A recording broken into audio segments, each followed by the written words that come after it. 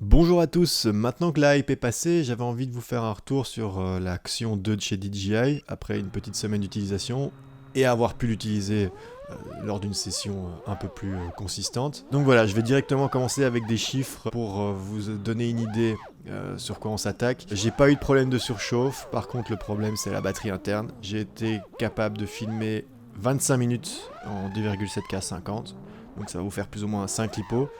Et il me restait 3 minutes sur la mémoire interne. Donc voilà, en fait je pense qu'ils se sont pas fait chier à mettre plus de mémoire interne parce que de toute façon la batterie interne ne tiendra pas. Donc concrètement, si vous faites des grosses sessions de 10, 12, 15 lipos, bah, ça va être complètement inutilisable.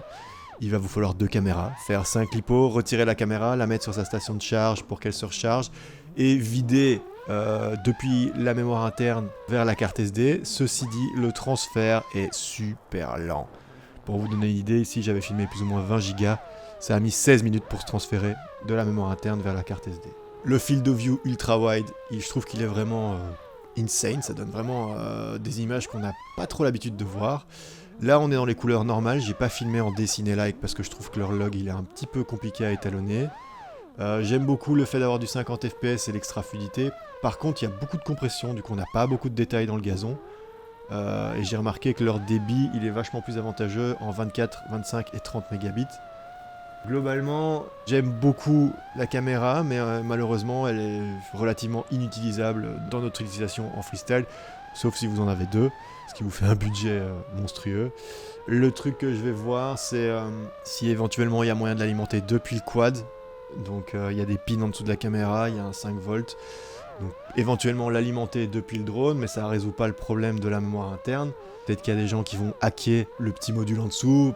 Peut-être qu'on pourra récupérer juste la PCB avec la carte SD pour pouvoir brancher une carte SD et l'alimentation 5 volts. Ce serait vraiment pas mal. Mais sinon voilà, malheureusement, je suis assez mitigé. Ça me fait chier, je l'aime beaucoup.